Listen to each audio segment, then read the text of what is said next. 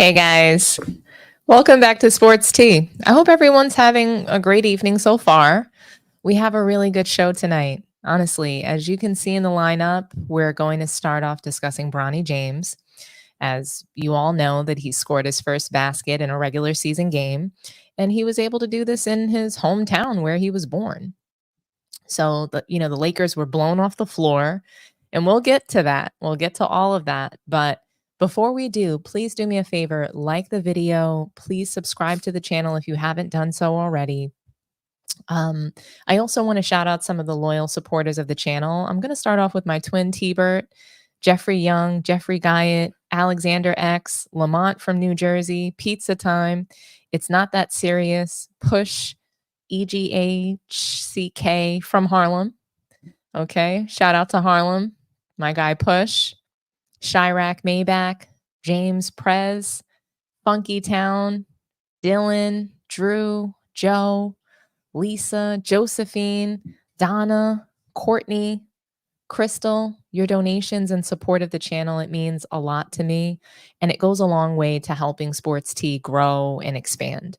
So thanks again. So let's go ahead and jump right into our first topic. Bronny James. Okay, obviously there's a story about LeBron, Bronny, or the Lakers every single day, right? This is happening every single day that we have to hear about this family, right? And like it puts content creators in a bind because we've all addressed whether or not Bronny is a scrub, and we've determined he doesn't belong in the NBA. We can't ignore the Bronny stories, the criticism, the praise,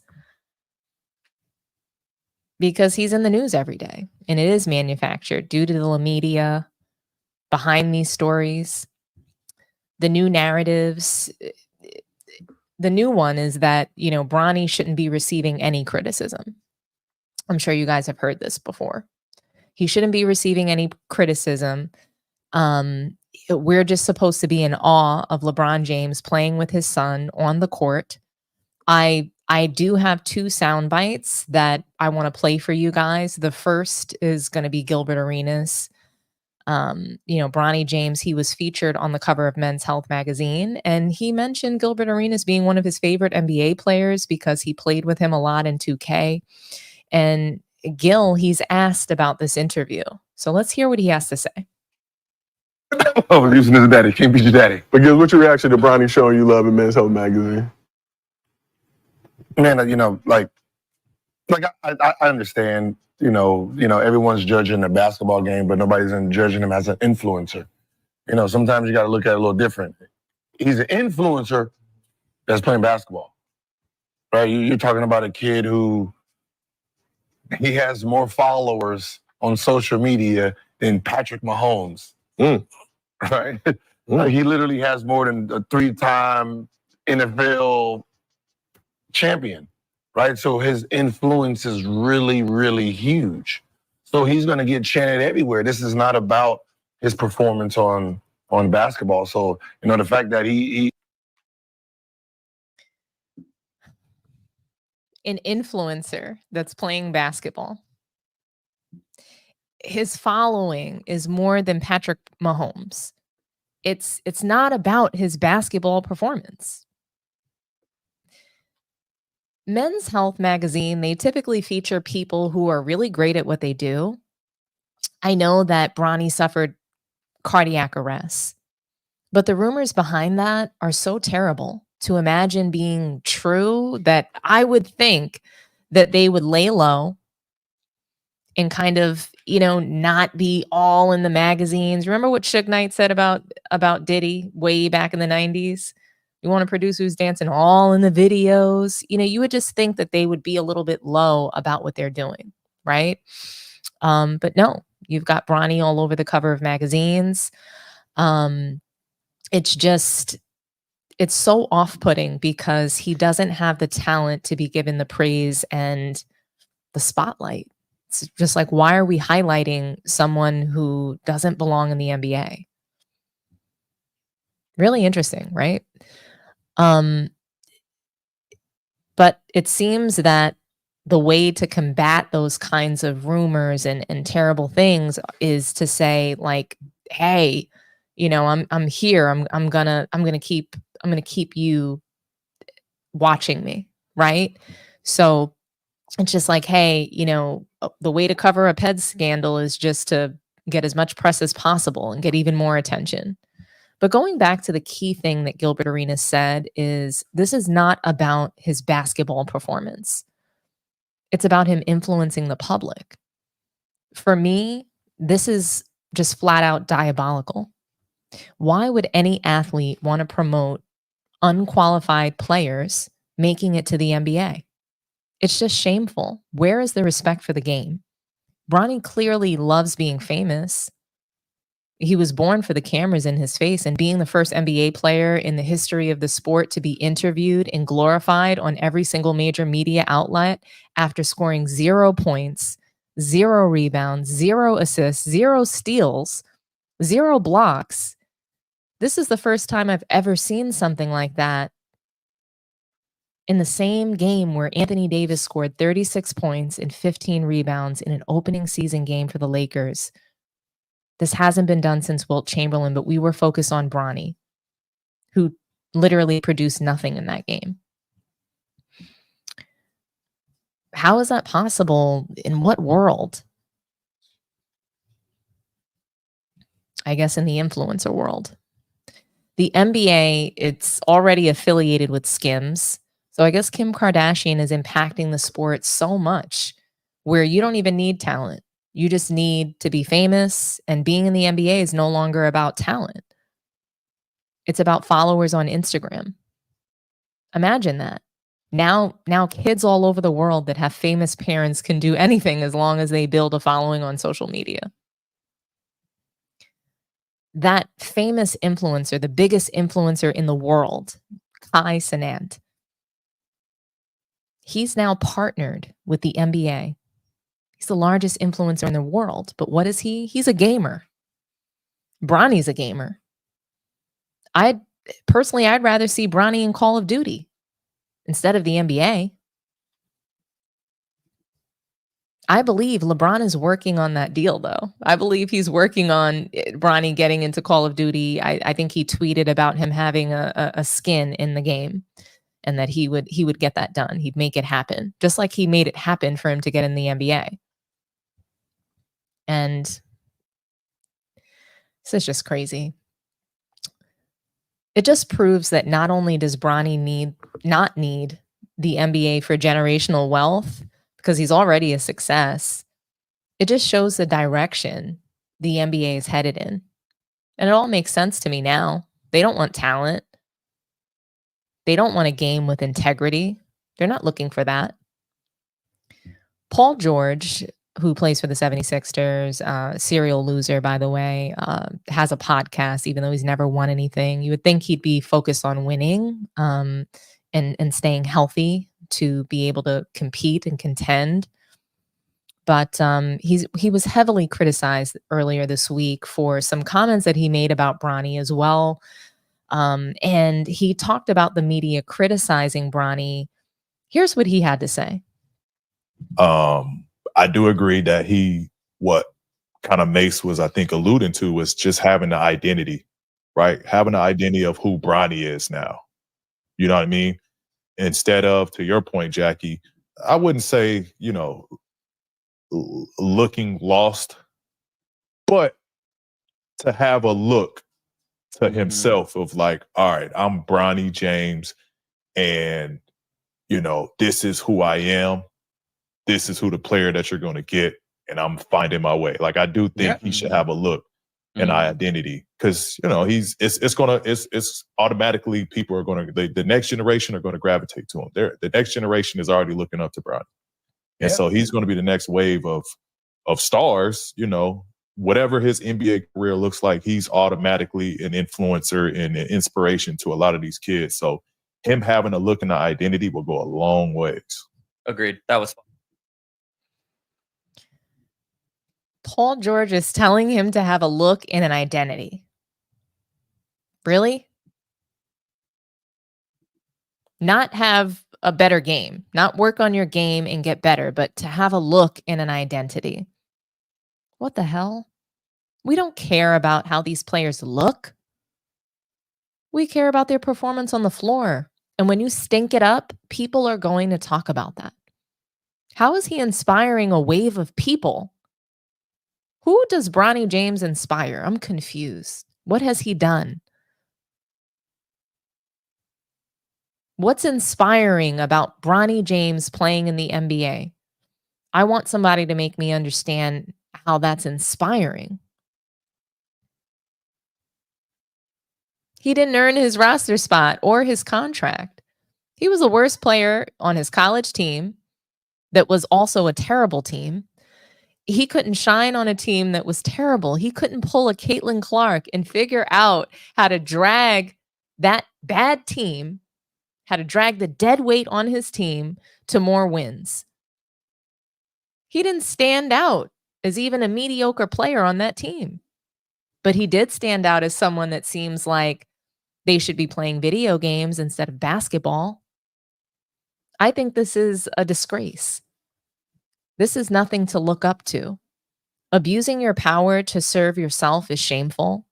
People think that LeBron is using Bronny and potentially even his youngest son, Bryce, to serve his GOAT status. I think that could be part of it, but I really believe it's rooted in legacy. And so, yes, GOAT status ties back to legacy, right? But everything with LeBron since, I don't know, the beginning of his career has been about his legacy. And legacy, it also ties back to your children that you have and how people are going to remember you, right? And I think it's really interesting because for me, I believe that it's not just rooted in legacy, but keeping his name in the media for years to come. That's part of what that legacy is about. And LeBron is telling us that he wants to be remembered for abusing his power, forcing Bronny and maybe even Bryce onto the Lakers, a storied winning franchise, one of the winningest franchises in NBA history, even though they're not qualified. He doesn't want to be remembered for winning because he didn't win more than the greats before him. And so winning, it doesn't matter. No longer matters because LeBron feels like maybe he didn't win enough.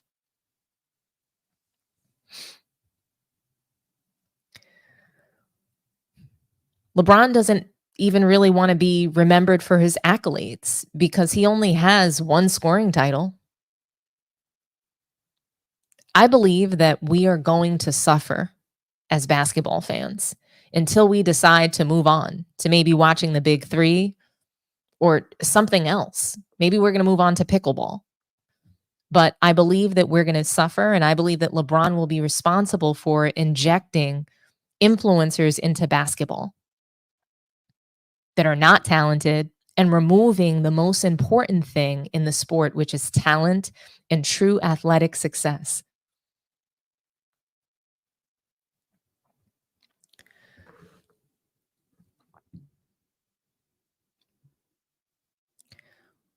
What do you guys think?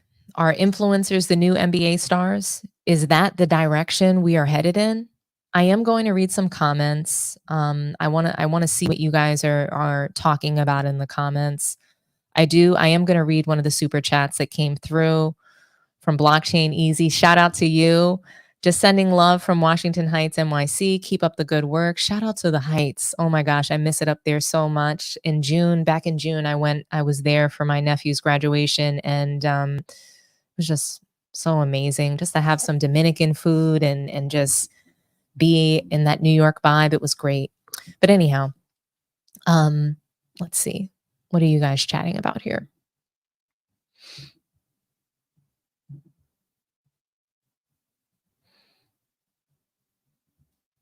LeBron and Trump are the same. Bronny's failure as an NBA player will be the nail in LeBrick's manufactured career coffin. I don't know. It seems like it doesn't matter. It doesn't matter what LeBron's career actually is. It doesn't matter what his stats actually are. It doesn't matter that Bronny isn't good. It literally doesn't seem to matter. Blockchain easy. Yes, Bronny is a culprit in all of this. He's not a kid anymore. I couldn't agree more. He's complicit in this, and I'm going to get to that a little bit later when we talk to the about Lakers as well. So, Bronny's the GOAT. I mean, he's the GOAT of not really having to accomplish anything and still being famous, still being rich, and stealing money from the NBA. I'm not too mad at it. It's just I want to focus on the basketball. I want the real stars in the league to be praised. I want them to receive hype. Chirac, if I was Anthony Davis, I would demand a tree, but Anthony Davis doesn't have a spine. He signed to Clutch Sports. I don't know that he doesn't have a spine or if he's perhaps his hands are tied behind his back. Maybe his back is up against the wall. We have no idea what Anthony Davis is going through, what concerns he's expressed or pushback he's given. I think that part of him being injured for so much of his tenure during the Lakers, with his time with the Lakers, is because he didn't like what was going on. It is because he didn't appreciate the narratives about it and being blamed for everything. So, hey, I'm out. Let's see what LeBron can do on his own. But, I actually feel bad for Anthony Davis because, I'm sure he wants to play in LA. I'm sure he wants to be, an all-time Laker great. And it's all being marred by the media circus that exists with LeBron, and now an even added layer of stress with Bronny James. So Bronny doesn't deserve the attention. Dalton Connect is more deserving of that, of course. I think in that game against the Cavs, Dalton scored 18 points and Bronny scored 2 points. 2 points. It's kind of insane.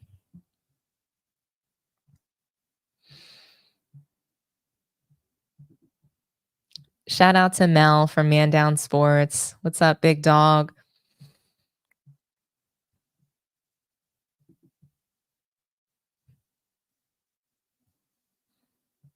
We're still arguing about who's the GOAT, guys. I love it.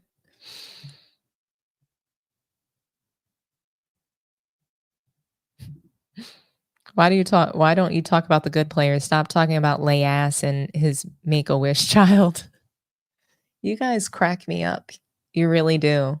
Yeah, I mean, I would love to. I've mentioned Paolo Banchero before. I think he's excellent. I think he's got a great game.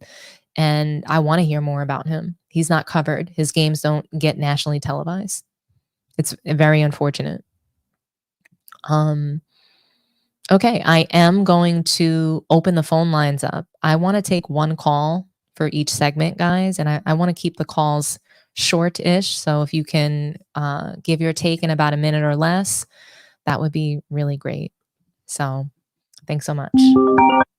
Looks like we have our first caller already. T-Bert, talk to me nice, buddy. What's up, Dom? T-Bert in the house. Yes. How are you, love?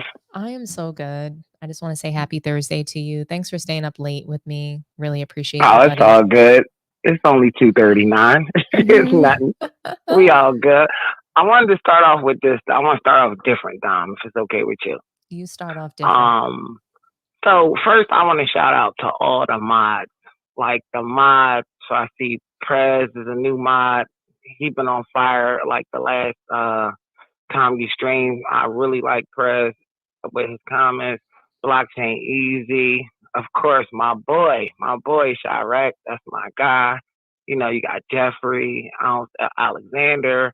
So shout out to the mods because they do such a phenomenal job, and they keep things in order for you because you talk a lot because that's your job, and the mods really go fire. So shout out to all the mods, like y'all are doing a hell of a job. Shout out to all the people on the chat too as well. So I just wanted to start out by just giving out some flowers, if that was okay with you. Absolutely, T-Bert. Dare to be different and give your take. What do you think? Do you think that the NBA is becoming more about influencers? Oh, absolutely. You know what I say every time I call. It's not the NBA, it's the NBA, National Basketball Entertainment. And that's exactly what it is. And you Now know what? that's WWE though. Do you think that the NBA is moving toward NBA stars? I'm sorry, as influencers being the new NBA stars. We used to see it in reverse, right? We used to see in the past that if you were a great NBA player, then you were able to influence the public, right? Like Michael Jordan, he's still influencing the public today. We're buying his sneakers and, and we're invested in Jordan brand, right? So now Absolutely. it's reverse. So if you're popular, then you can be in the Dom, NBA? Do you I, think that that's a direction, or it's just this unique it, case of Bronny? it seems like it's going that way. Hmm.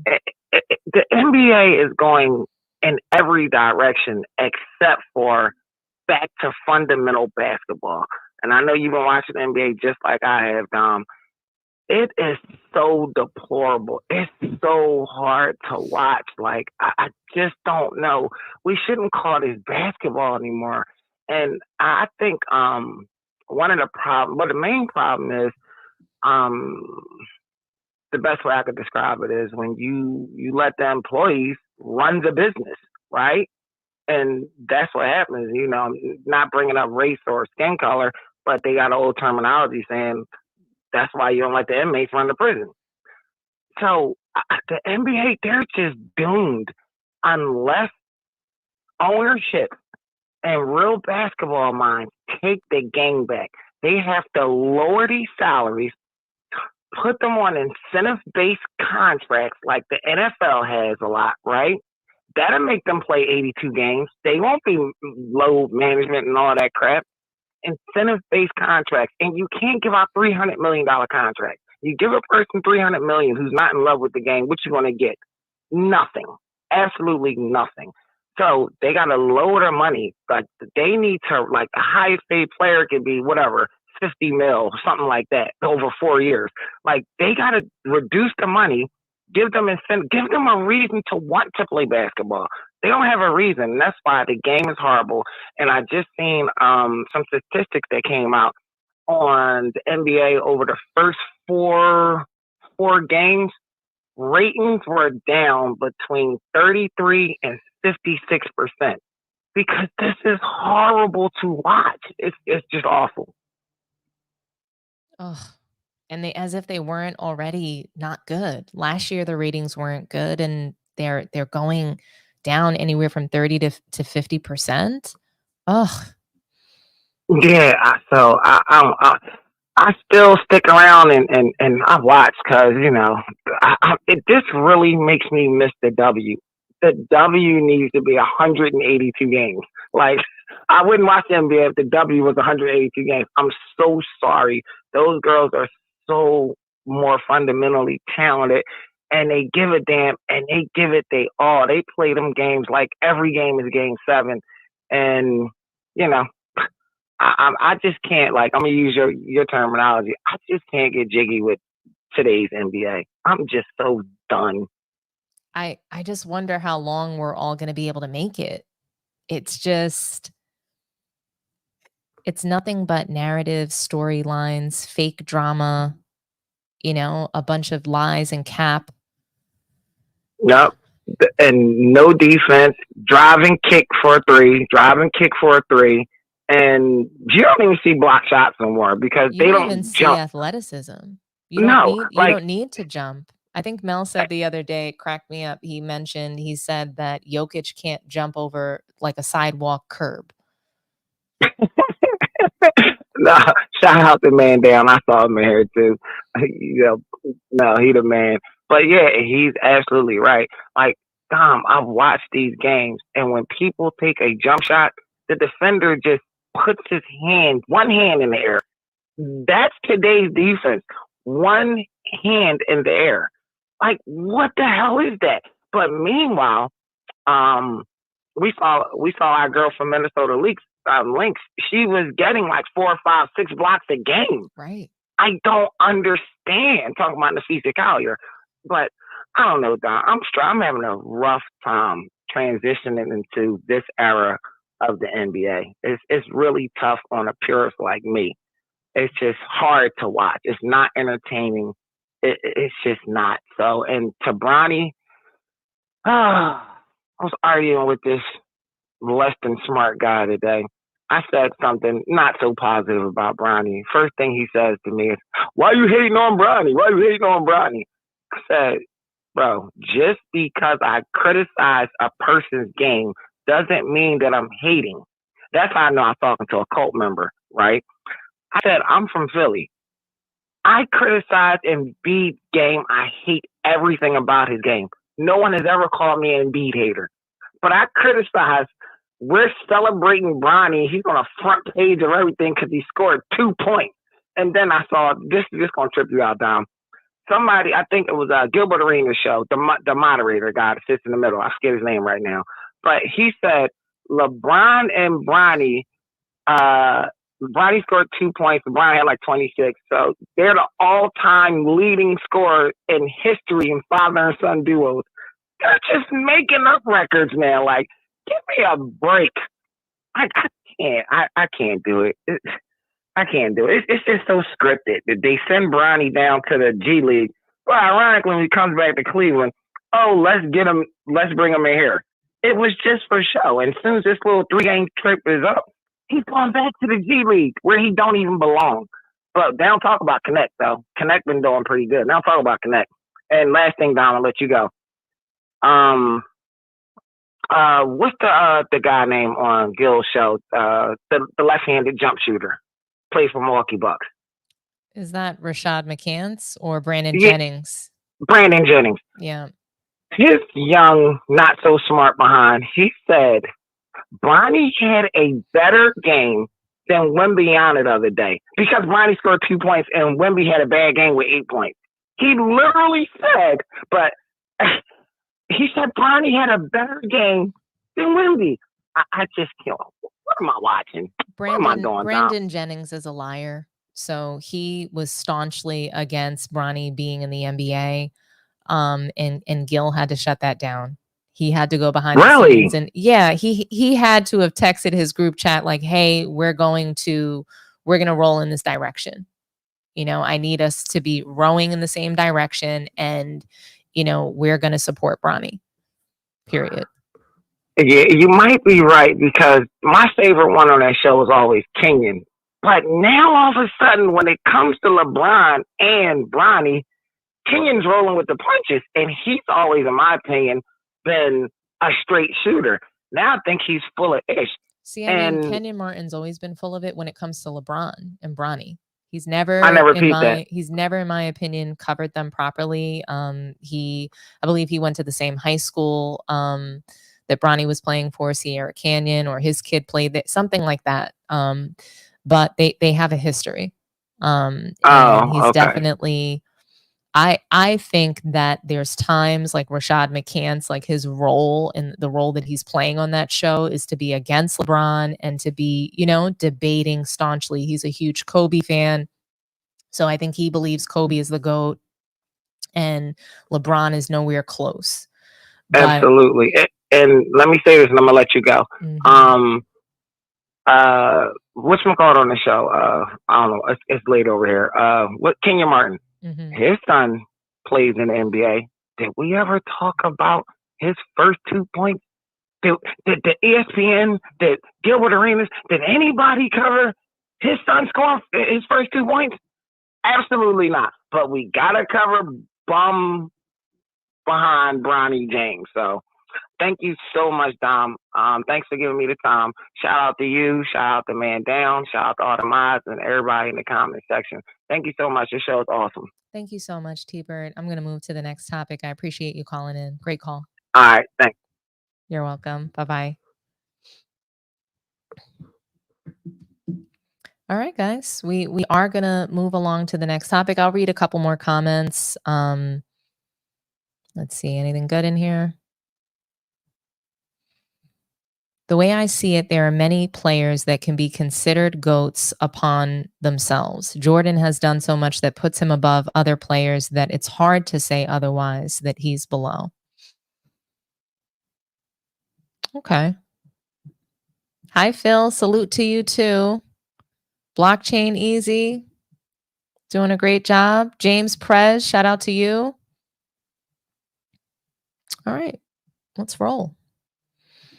So our next topic, we're going to talk about the Lakers. You know, I know they're 5 games into the season.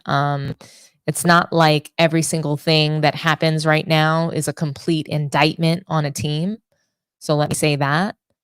1 second.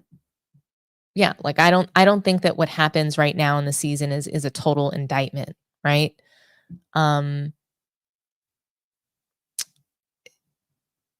they started off strong. They started off strong with 3 consecutive home wins, which I think it was great for their fans and it was great for their ball club. They had a controversial hire in JJ Redick. And when you couple that with Bronny James purse snatching from anyone who's actually a qualified NBA player and from the Lakers organization, it's a recipe for being under duress. Everyone is on their ass, and I'm one of them. With that said, I knew I would be right there to pick apart the failures as quickly as I could congratulate the success.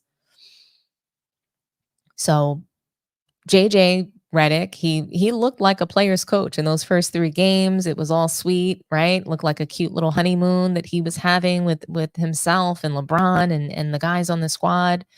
And, you know, it seemed like he was just really trying to exude, I'm a player's coach. And I'm the smartest guy in the game, right? So fast forward to game 4 of the season against Phoenix, they lose that game, right? So I want to play what JJ Redick had to say about their first road loss to Phoenix.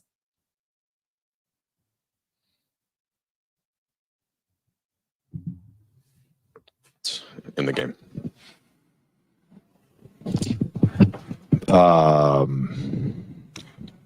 Said we wanted to be a process team. I liked our process tonight.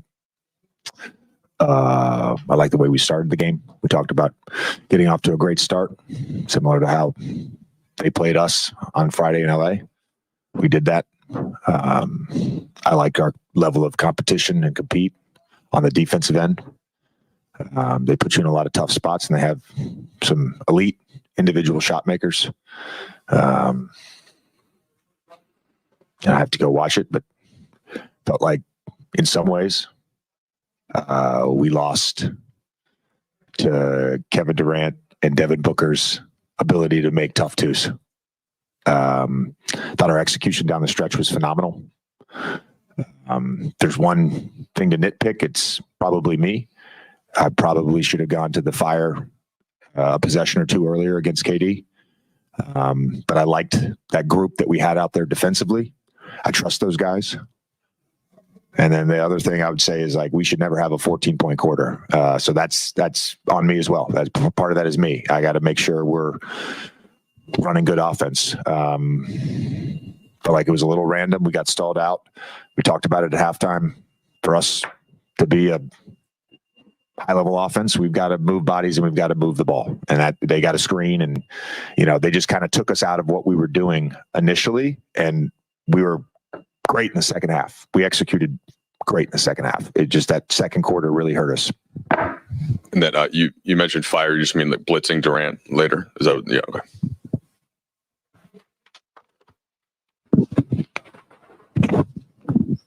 When LeBron touched on this free throw, what was your vantage point of that? And is that something in your short amount of time you guys been together you've been able to ever do in a practice or anything?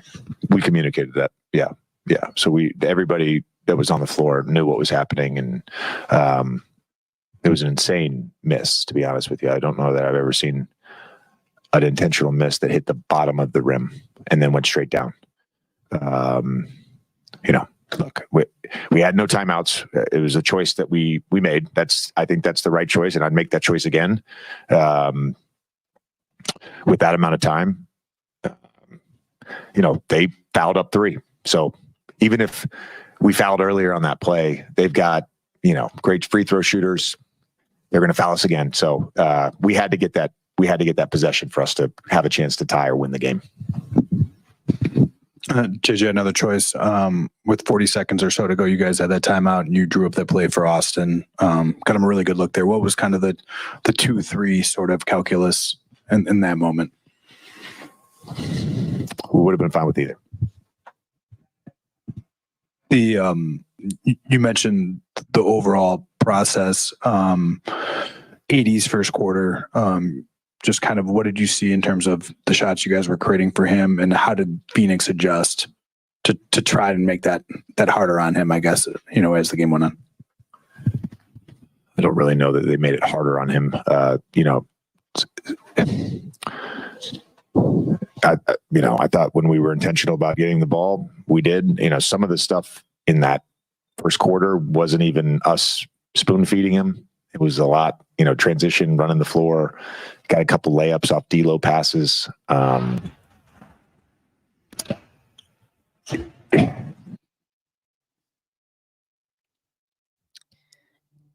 He liked the process. He gives credit to KD and his lethal mid-range shooting. What I did like is that he blamed himself. Excuse me. He discussed the lack of offense in the fourth quarter. He talked about not moving the ball, not making defensive adjustments for Kevin Durant. These were all great points, in my opinion. He was honest about his mistakes, and he didn't throw any players under the bus. So I have no real issue with his answers, how he approached this, post-game press conference. But to lose the first road game to a team you already beat just a few days prior, it shows that they will struggle on the road. I thought it was hilarious when he mentioned not moving the ball, because that was LeBron's fault. They had great ball movement throughout most of the game until LeBron was upset that he wasn't getting the ball. And when he decided to take over the game and score his points and assert his will, it changed the trajectory of the entire game. He was shooting bricks to try to get to double digits, and he finally knocked one down in the fourth. He was missing layups. He didn't look great in JJ's offense against Phoenix, where they clearly were running it through Anthony Davis. The team seemed just, by the lack of ball movement, they seemed to be refusing to set screens for LeBron, even when he was calling for it. There was a moment where I saw him begging for the screen. He was literally moving his hands, telling his teammates to come and give him a screen. He wanted his usual high screen, and he was frustrated. You could see it all over his face that he was frustrated that he was not getting that high screen so that he can do what? Bum rush the lane. It's interesting to me that people didn't catch that. They refuse to set his high screen at damn near half court so that he could bum rush the lane, because they have agreed as a team not to play that way and to move the damn ball. These moments were just flat out awful to watch. JJ, he also addressed LeBron going 3 for 13. He's never scored less than 10 points in a game in over 15 seasons. I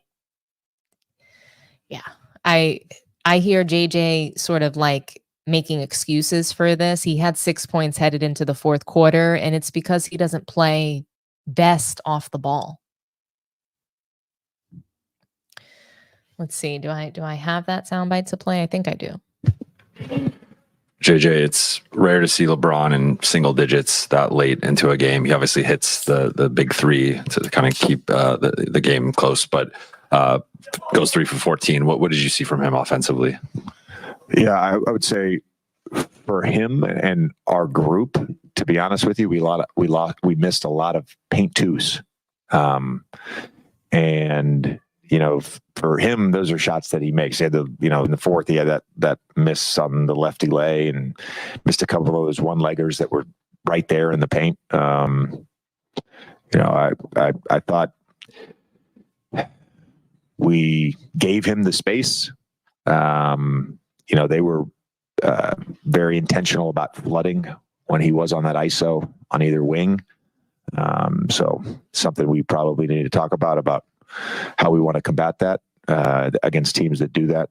But I thought our spacing was, for the most part, really good. There was a clip we showed at halftime where we didn't get to our proper spacing, but other than that, I felt like we gave him space on those ISOs, and you guys obviously had the big run.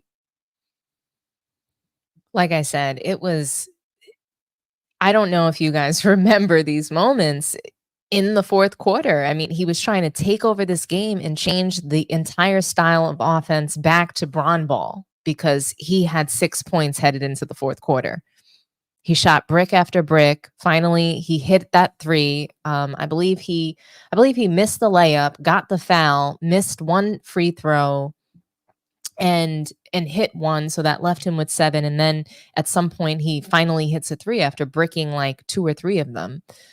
I think we should move on to the next game against the Cavaliers. So we fast forward to yesterday's game at Cleveland, and this is LeBron's hometown. This is Bronny's birthplace.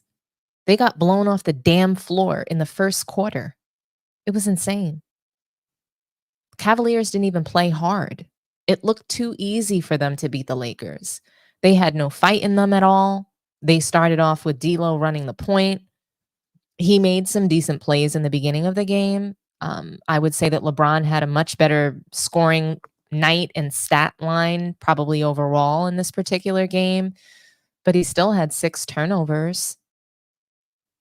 JJ Redick, he does express his disappointment in losing 2 games in a row.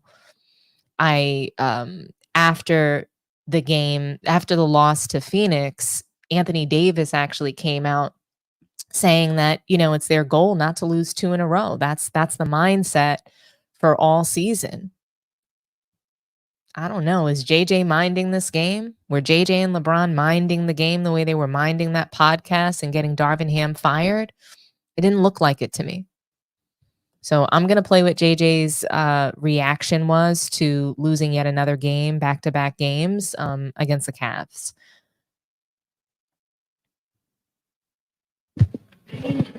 JJ, it's rare to see LeBron. Was there anything in the first quarter you noticed, or energy wise, or kind of Cleveland's aggressiveness that you didn't see matched and that carried forward from that point on? Yeah, they're a really good basketball team. They spread you out, and they have guys with some pop, with Garland and Mitchell, and certainly LeVert and Ty Jerome played great. It's good to see him healthy. I think we just kind of got punched in the mouth a little bit, but we play good teams. You can't afford a lot of mistakes. We made a lot of mistakes. Simple stuff sometimes, low man rotations, not executing our switches early. They did a lot of things that forced us into those mistakes, but you play a good basketball team, you can't make that many mistakes. And, we got down early and just couldn't recover. And frankly, you get down early and then, you are at a deficit with turnovers. They had 17 more scoring opportunities. They generated 13 more threes. They, beat us plus 33 in the 3-point battle. It was like, we had the lowest crash rate of the season. We had our highest limbo rate of the season. I was like, it's not a winnable game if you do those things. Turn the ball over 20 plus times. Not going to win those games. It's just math. So when it's that clear and that distinct, you're thinking about when you're going to the next game, do you focus on this game, the film and everything, or is there a part of it that you wash if the effort just wasn't good enough all around? We're gonna have to watch this film. I mean, just based on the travel, we'll be able to do that. So, JJ, how was AD look like at some point? He was limping. AR took a knee. Anything of any concern with either of those guys? I haven't got an update on either of those guys. One of the things that you've always said about your team is you've always liked their level of compete. Disappointing tonight to see them kind of maybe vaporize a little bit underneath what Cleveland did. Yeah, I don't know that it was that. Again, Garland and Mitchell off the dribble gave us a lot of problems. So, you certainly can ask and want to have a little more pride on the basketball. I just, I don't think the focus and attention to detail of what we were trying to do was great tonight. It didn't feel like, it was an effort thing or a competitiveness thing. It was just, kind of a regress, if that makes sense, to a lot of the stuff that we talked about this morning and pregame and some of the stuff we've talked about all season. I think, that's where, you kind of have to, okay, well, we need to reemphasize some things and refresh some things, reteach some things, whatever it may be. With the game out of hand in the fourth quarter, you put Bronny James in. Obviously, this fan base appreciates the James family. They were calling for it a lot of the second half. Just what'd you make of his minutes and him scoring his first bucket back here? Yeah, I told him congrats. It's a big deal to score your first NBA points, and the fact that he did it back here in Cleveland was cool. I guess that was a bright spot, Dave. JJ said it. I mean, you can't win games with 20 plus turnovers. LeBron and AD, they had 10 turnovers between the two of them. LeBron had 6. People are so quick to discuss points, rebounds, and assists, but it's never been okay to turn the ball over. LeBron is leading in all-time turnovers and missed shots, and it's difficult to truly contend and win titles being the turnover king. The interesting thing about turnovers is that it's all fine when you're winning, right? Nobody cares about turnovers when you're winning. Turnovers didn't matter, right? But when you lose, they could be the difference in winning a game. And I'm not sure if you guys noticed this, but the Cavs were able to exploit the lack of care for the ball and score on every turnover that LeBron had. When teams score in transition due to you turning the ball over, it erases the assists that you are providing your team. People don't think about assist to turnover ratio. They're just so in love with points, rebounds, and assists, and somehow nothing else matters. What you do on the defensive end doesn't matter. They literally scored at minimum, they scored at least 12 points on those turnovers. But we know that's not true. They were taking threes. They were hitting a lot of threes. And conveniently, the end, I think the point differential was 24 points. So they beat the Lakers by 24 points. If they shot 3-pointers for all 6 of those turnovers, what is that? That's 24 points right there. So, yeah. It's not good. This is not actually good basketball when LeBron plays that way. Bron ball is not winning basketball. Star ball, hero ball, it's not winning basketball until that is what is really required. And teams typically, they agree to that. Coaches will give you that freedom, but you've got to move the ball throughout. You can't selfishly hog the ball and try to take over because you don't feel like you have enough points. That's not team basketball, and that's not conducive to winning teams and getting buy-in from your teammates. And if you guys watch third and fourth quarter very closely, LeBron gets visibly frustrated. He gets visibly angry that they're not setting these screens for him. They literally stood there and watched him struggle.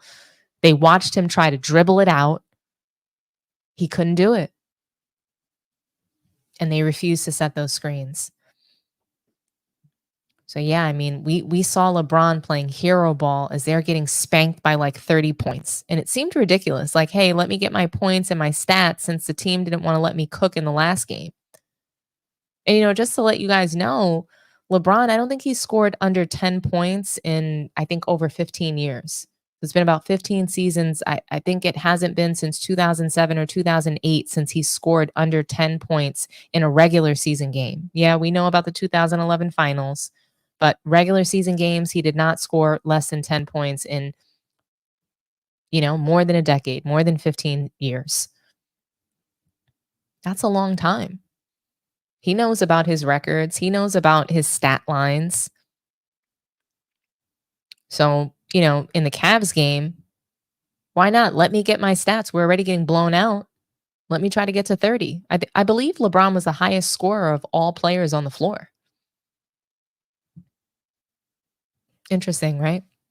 In a loss. That's probably why he wasn't really mad. So the team announced that that he was going to split his time between the G League and the Lakers team after this road trip. I highly doubt that after the opening season game that Laker teammates dreamed or imagined that Bronny would actually be back in the game against the Cavs. Their energy and chemistry was way off. They were getting blown off the floor, and here comes Bronny to check in the game to a standing ovation from the arena. It was insane. They even booed Dalton Connect when he didn't pass to Bronny because he had a wide open dunk. People are literally crazy to me for enjoying bad basketball just to see the King and the Prince in NBA games together. Bronny scored 2 points and I believe he recorded 1 steal. And once again, he's next to his dad giving an interview like he's done something deserving to be questioned after a game. Let's hear this. Let's hear it, guys.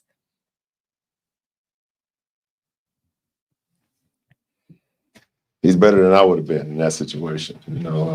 20,000 fans screaming my name to get in the game and wanting me to be in the game. And if the roles were reversed, I don't know if I would have been able to handle it. So just commend him on, his composure, the way he approaches, not only the game, but just approach, life in general. And, to see him get his first NBA basket in this arena where he grew up not too far away from here. That's an unbelievable moment. Unbelievable moment for him. First of all, for our family, it's just pretty cool to be a part of it. And then, Bronny, I know you try to stay in these moments, not make them more than what they are. But when did you first dream about getting an NBA basket? And I guess how did the feeling compare to what maybe you thought it would feel like?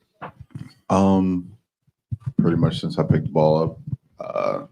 Been watching this guy for a minute playing in the league. So, just dreaming of me being in those players' steps, not only his, but playing against and with. So yeah, it was just a dream come true for me. Felt really good. After the fact, I was still in game mode when I hit the shot, so I didn't really acknowledge it while I was playing. But yeah, it felt good after. Sphere. So, what did you see? What did you hear? Who did you see? Kind of one of the memories you think you're going to take away from tonight? Yeah, I mean, it was insane. Much more than I anticipated, for sure.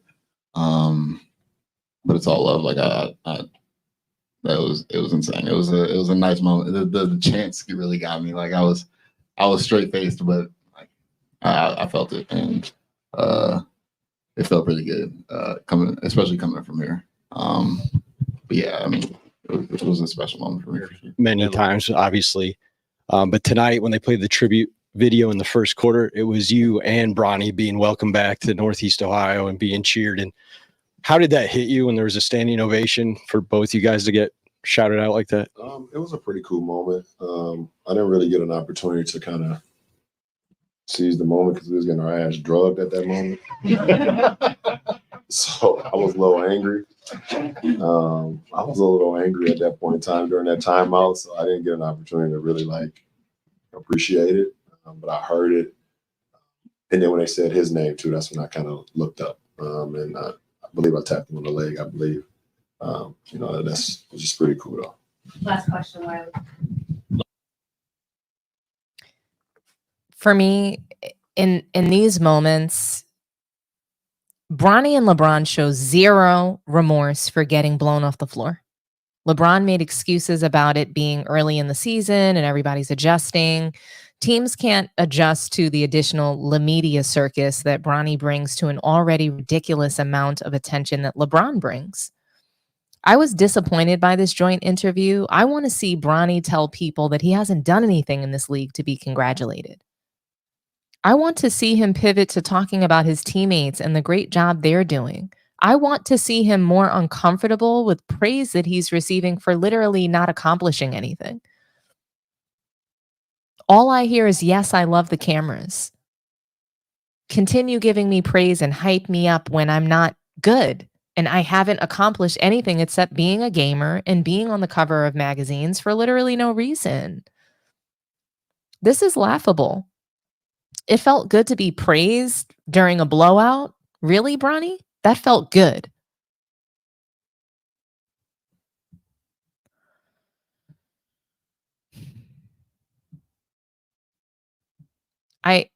I do want to know what you guys think about the Lakers. Are they in trouble?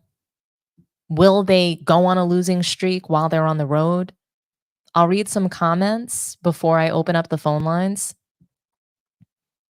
And once again, guys, I'm going to take just one call on this topic, but I want to read some comments. As a Cavs fan, I'm happy to see the team with the strong lead early on for the season. It won't last long, but I'm happy to see it. Honestly, it's really great. It's great to see teams looking like the best team in the league, whether it's to start, whether it's in the middle of the season. I'm excited for what the Cavaliers are going to do. I do believe that it's been a buildup over the last season or two for them to get to this point. So shout out to the Cavaliers, Donovan Mitchell, Evan Mobley, Jared Allen. They're playing good basketball and they've been exciting to watch. So I'm happy for them, and they deserve recognition for sure. Man Down Sports, them Laker boys is tired of this Bronny circus. Oh, for sure. I mean, that Cavaliers game was just so embarrassing.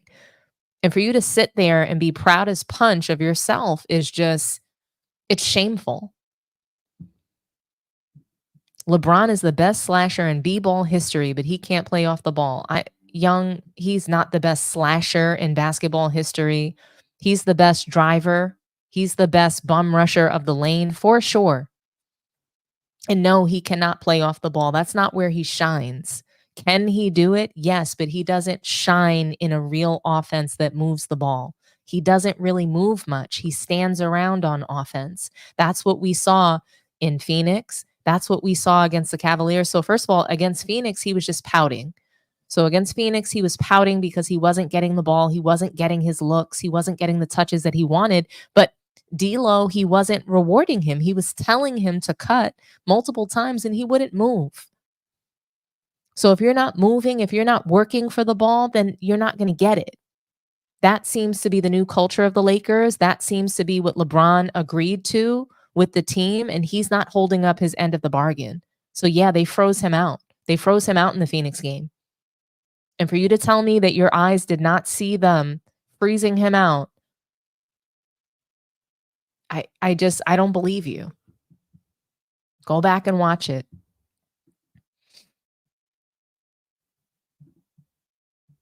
Just like Kobe said, if you lose in the finals, you're just obviously the first loser. You are already in the finals. Why would you choke? And unfortunately, LeBron chokes. Bron wasted his time not building his bag during the offseason. Now that his athleticism's gone, he's literally useless on the court. I don't think he's useless. I think that he still is athletic, and his body has held up for so long.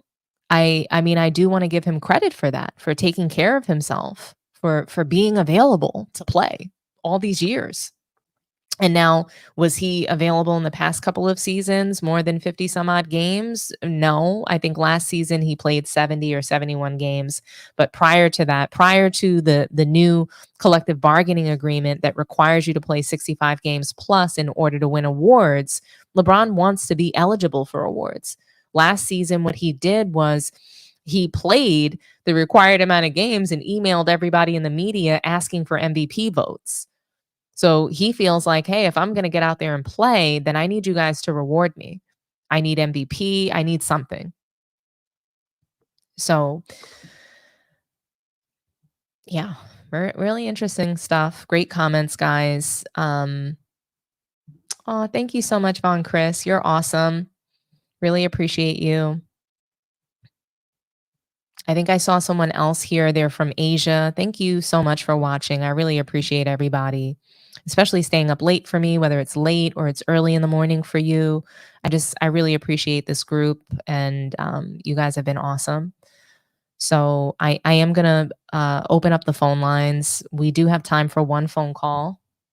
So I'm really excited to hear from you guys. I'll continue reading some comments until we get some calls in, or at least the one call that I can take before we move to the next topic.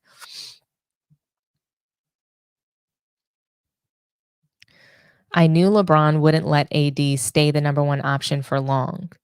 I mean, it seems like it's going to be a push and pull situation, Mikey Brass, because the team, they've agreed to this and they're trying to hold LeBron accountable to it.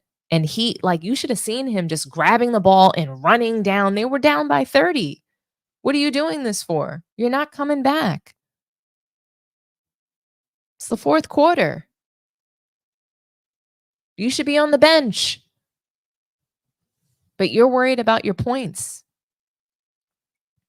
because the team they're not working for you anymore. They're trying to play team ball and you're trying to remove that.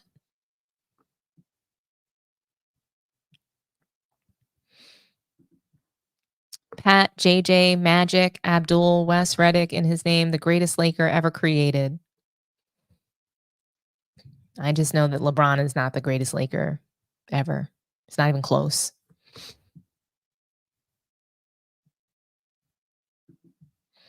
Do the Lakers look and feel like a team? Having to deal with this Bronny BS has to be affecting team chemistry. Let's see how this plays out in the long run. I mean, I couldn't agree with you more. Lumeris Light, thank you for your comment. I just think that it's going to wreck their locker room. If JJ Redick isn't beginning to lose the locker room already due to this just like media spectacle, Bronny and LeBron, they have created a spectacle in the NBA. And they don't care. They don't care that Bronny doesn't have the talent.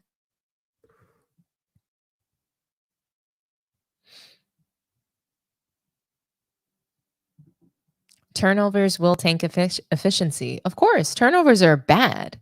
They're horrible. There was a time where if you turn the ball over, you would be sitting next to your coach on the bench. But today there's star ball. There's, folks get the opportunity to shoot bricks and, have inefficient games and turn the ball over, not get back on defense, just stand around on defense, not box out for rebounds. This is the culture in the NBA, and it's not good. This doesn't promote winning titles. This doesn't promote good basketball that people want to watch. It's pathetic. I need to look more into the big three because I want to see real basketball. I want to see competition. I want to see aggression. I want to see hustle. I want to see people doing whatever it takes to win, not standing around begging for a screen like a baby.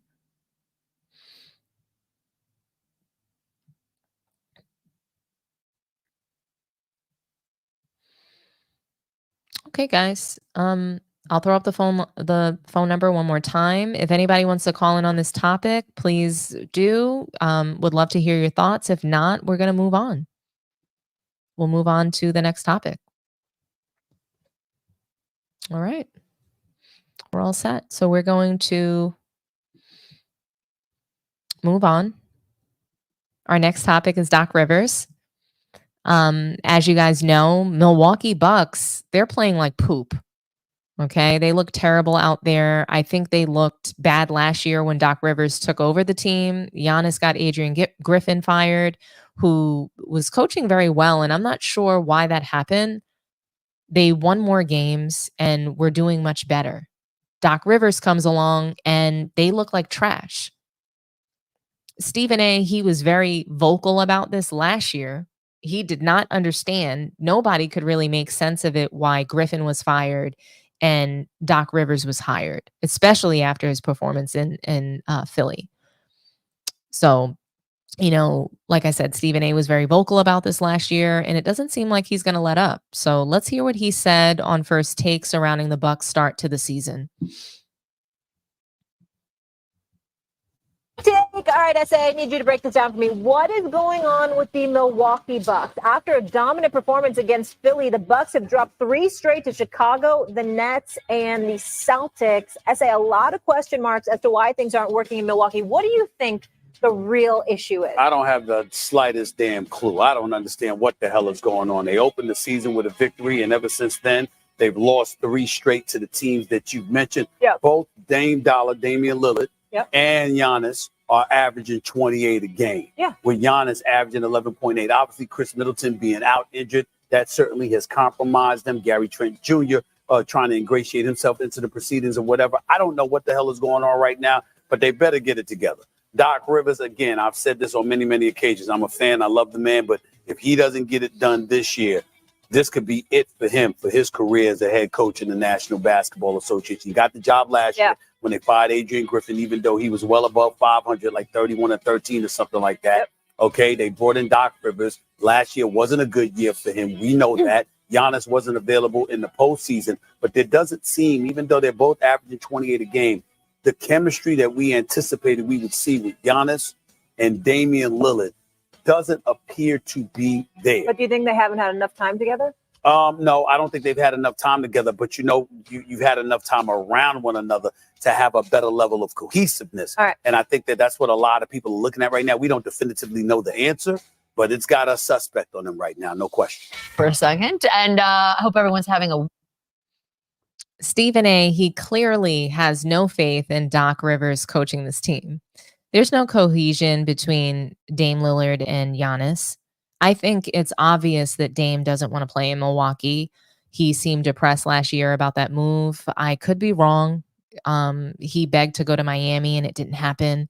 This year rolls around and, Giannis is just shooting brick after brick. He seems just as low skilled as he's ever been. I do want to say that Giannis works hard and I appreciate his efforts on both ends of the floor. I just think that he's the poor man's version of LeBron. He's what LeBron would look like if he had zero skill.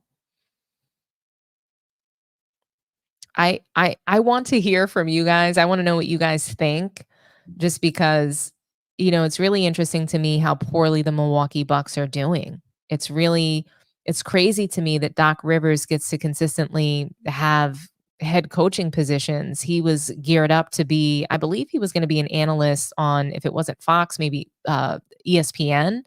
I'm pretty sure it was ESPN. And he went back into coaching. And I don't know why he does this to himself. I don't know why teams continue to hire him. I don't think he's a horrible coach. I just think that it's time for him to move on from coaching. It seems like he can't get out of the second round and it's plaguing him wherever he goes, whether it's the Clippers, Milwaukee. It's not good. I'm going to read a super chat from Mapzime. Mapzime. Sorry, if I'm butchering your name, I really apologize, but thank you for the super chat. You're putting out facts, T. Great show, real talk. I really appreciate you. It means a lot to me. Thank you for those kind words. But yeah, I want to read the comments about what you guys think about Milwaukee's performance. One moment. We have a caller. T-Bert, thanks for calling me back. Hey, what's up, Don? What's up? All right, so I think we only in 4 or 5 games in the season. So I'm always going to be honest when I call. I haven't had a chance to really analytically break down what the problem is, but there's clearly a huge problem. So I have watched one game and I've seen a bunch of highlights of the rest of the games. So the short sample size in the season, but I will say this: you got to look at history with Doc Rivers, and I'm not saying anything negative because everybody said all the negative stuff already, right? And I don't necessarily disagree with them with what they're saying negatively about Doc, but to fit in Doc Rivers' system, you have to have a special point guard. You have to have a prototypical point guard like Doc was, a pass first point guard. And that's what it takes to run Doc's system successfully on offense. Not only a point guard has to be pass first, he has to be super IQ. When Doc was successful with in the regular season only I'm referring to, he had two of arguably top 10, top 15 point guard all the time. He had Chris Paul, right? And then he had Rajon Rondo. Right. Those are the type of point guards that can facilitate and orchestrate his high IQ offense. Now you have to surround that point guard with a couple of superstars who are well-rounded on both ends of the ball. Let's talk about the offense. Giannis, and you said it perfectly, he's a 6'11" LeBron.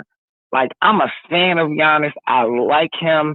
I love his mentality. He's so old school. I love his work ethic. I love his drive. He holds people accountable. I love everything about him, except for his game, right? He has no bag. He has absolutely no bag. Okay, it is what it is, but he's still dominant, right? So that type of player doesn't really work well. Doc Rivers' system needs somebody who has a low post game with multiple moves and can suck the defense out close to the 3-point line. And Giannis is none of that.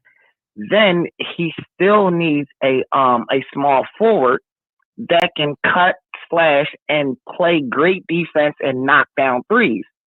And the guy that's hurt, who's their three? He's hurt last year, hurt this year. He's still not back. He got multiple ankle and knee injuries. They needed to trade him. So right now, in my brief assessment, Doc Rivers and the Milwaukee Bucks don't have the personnel to run a Doc Rivers offense. That's my take on it.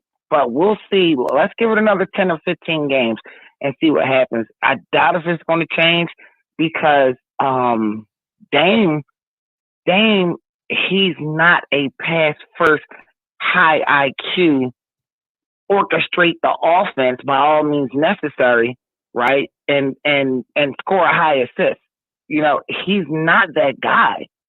He's just not. So I don't think this is a match made in heaven for Doc, and just another example of letting the employees run the asylum.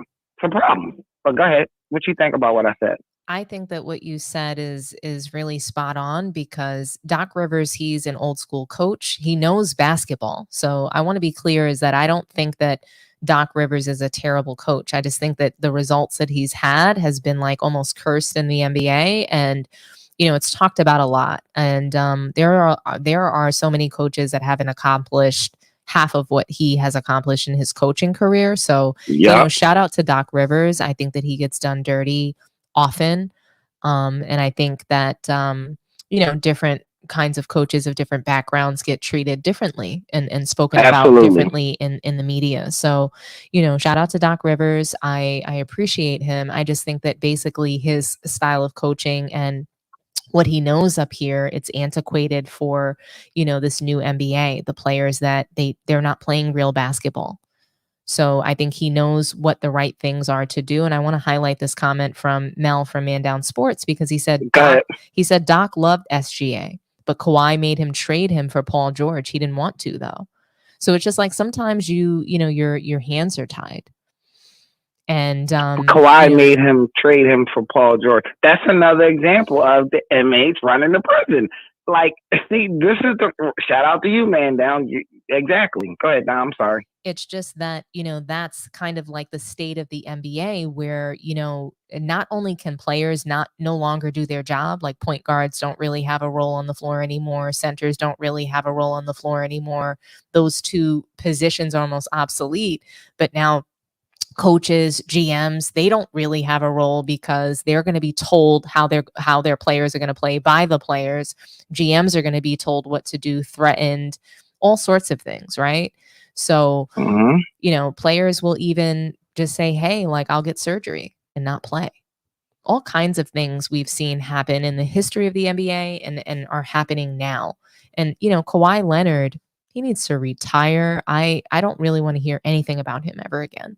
Not ever again, but just like in this immediate, like I loved watching him. I loved him as a player, but he's just not delivering. He can't suit up, and it's time for you to go. Players need to stop deciding, hey, I'm going to squeeze every dollar that I can, out of this NBA and out of these teams. They need to have some level of dignity and respect for themselves. Like, hey, I want my fans, I want my friends, my family to see me go out of the NBA at the top of my game, or at least being able to perform and give my very best. So, Right. you Can might I not. ask you a question about that comment you just said? Sure. Because okay, I love Dame, always have, always will, right? Mhm. But is he example of what you just said? Is he not playing for the love anymore? Does he not have it? Is he playing for the money? Because if you look at Dame's preseason interview, he said, "I'm the healthiest I ever been, and I'm gonna bring hell to the season this year." And he's just not been Dame time. So, do you think he's just? I know you said that he's not happy in Milwaukee, but where's his personal pride? Put your numbers up, Dame. You let he let the point guard from the dude with the gun. I love him to death. Ja Morant. Ja Morant. He let Ja Morant just cooking, and it seemed like he didn't take it personally. He never went back. So, do you think he's playing for the money? Do you think he lost the pride? Like, help me out. Help me understand it. I always thought that Damian Lillard was playing for money. I never thought that he was playing for the love of the game. I never thought that he was, playing with any sort of intention to win a title. Going back to when he was in Portland, I think he wanted to get these supermax contracts. He didn't care if they built a team to contend. That was not really a thought. And I think that, ultimately, that's probably why they decided not to trade him where he wanted to go. He was also so vocal about wanting to go to Miami, which I think turned off the organization. I don't think they ever came out and spoke about it, but it was off-putting to me. So if it's off-putting to me, I can't imagine what they think as professionals inside of the organization. So, Right. like you didn't win for us. You didn't, bring us to a title, and you think that you're entitled to decide where Right. you want to be traded to, even though that's just not the contract that you have, and that's not what we agreed to. So I'm gonna let you go with this. I want to leave with this question, statement and question. I believe if it wasn't for the gun incident with Ja Morant, I mean, I'm not a fan of him off the court. I think he's a complete goofy. On the court, as me being a pure point guard in real life, I think he's the best point guard in the league, and he's showing it hands down. And I think he's going to be, at the end of the season, the top-rated point guard in the league. I'm not talking about all this goofy stuff off the court. I'm just saying in between the lines. This dude is special. Do you think he could live up to my expectation of him being the best point guard in the league this year? I don't think that Ja Morant's a true point guard. I think he's a true two, but I agree with you that I think that he's one of the best players in the league. Prior to the gun stuff, he was actually my favorite player to watch. I truly, truly enjoy Ja Morant, and I hope that he can get it together mentally, behaviorally. Like, he needs to make changes. I hope that he's done that, and I hope that he's ready to rock and roll. My concern for him is that he's going to get jumper's knee. I worry about him, jumping the way that he does and dunking the way that he does. What he does for me is he's revitalized, my belief that players want to compete. He's revitalized my belief that, the slam dunk is still extremely demoralizing to teams. And I absolutely love Ja Morant. So I love his vision. I'm rooting for him today. I mean, for him this season. I'm rooting for him to just prove why he's, a top 5 player in the NBA currently. That's what's up, twin. Hey, me and you never spoke about him, but we on the same page. I love it. All right, you have a great show, and go ahead, continue doing your thing. Thank you, thank you, thank you. Thank you, T-Bert. All Have a right, good bye. one. Bye-bye. Okay, guys, so I'll read some more comments and then we'll move to the last topic of the night. Even though Doc's teams typically fall off in the playoffs, he is still one of the most winningest coaches of all time. And I haven't heard any palm color coaches getting called to be fired. Exactly, brother Gemma. Thank you, brother Jadid. Sorry, butchered that a little bit. But yes. Thank you, brother. That was a great comment. I mean, Doc is one of the winningest coaches. Man Down Sports. The issue with this team is Giannis is not skilled enough to play without the ball, and Dame is too good to stand in the corner and watch him run full speed at the rim like a crash dummy all game. I agree, Mel. It's really it's kind of laughable to watch because you see Giannis trying to play differently. We have to give him credit for that he's trying to play differently. He's trying to appease Damian Lillard, but he's not really able to do that. And he's just not that great of a player. There's so many holes in his game, and he lacks just so much skill in his game that, yeah, I mean, I can see that Damian Lillard is not happy playing alongside Giannis, and he's not happy being in Milwaukee. If he was in Miami and Giannis was there, I think he would have a better look on his face.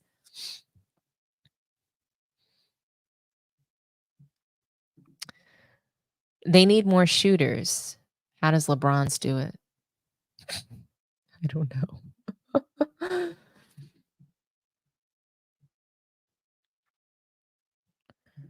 Okay. Let's see. Do we have anything else in here salient about Doc Rivers? Oh, we have a super chat. Be nice to you. Sports Tea brings a very refreshing perspective and a very respectful to her audience, whether she agrees or disagrees. Kudos. Thank you so much. Be nice to you. I really appreciate you. And I just want to say that it's really important to me that everybody's voice is heard in a respectful manner. We can disagree all day long, but it doesn't have to get crazy, right? So I want good vibes. I want positive vibes. Anybody that doesn't want to be a part of that, you don't have to be a part of the channel. You don't have to watch the lives. But I am happy to have everybody that's here and that's able to just engage and have fun, because that's what sports talk is supposed to be. It's supposed to be fun. And we're supposed to be talking about the things that we see and our opinions and reacting to those things that we're seeing and hearing in the sports world. So thank you all.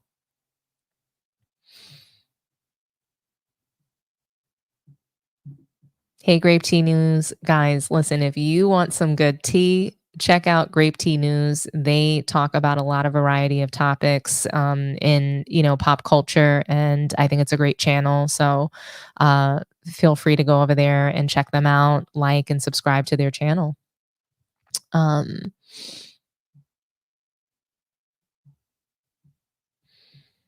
see, what else do we have here? Anything else about Doc? Giannis is a one-trick pony. I mean, yeah, he bum rushes the lane. That's pretty much what he does. Do it, D. Who wouldn't want Giannis on their team? Right now, if I had to if I have to pick between the NBA players that are available, or even just like the selection of foreign NBA players that are balling, I would put Giannis on my team. So I would put him on my team. Actually, no, I wouldn't. I'm going Evan Mobley. Yeah, I don't want Giannis, actually. I would put him on the bench. So yes, if we're talking starting five and bench, then I don't mind having him come off the bench and explode, bum rushing the lane. But I don't want him starting on my team.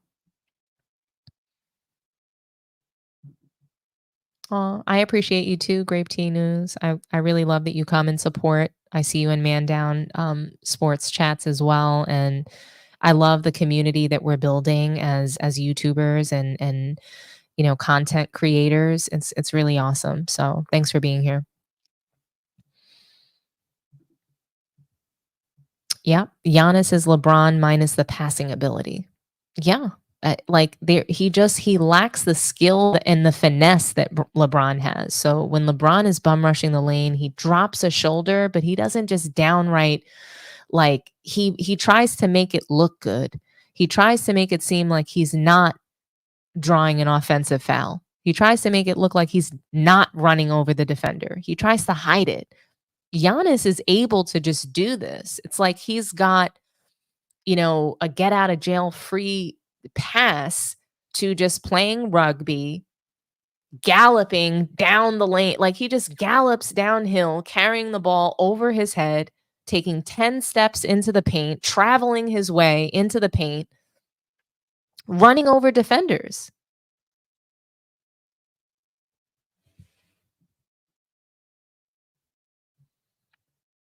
But okay, let's move. Let's move to the last topic of the night. We're going to talk about Joe Mazzulla, guys.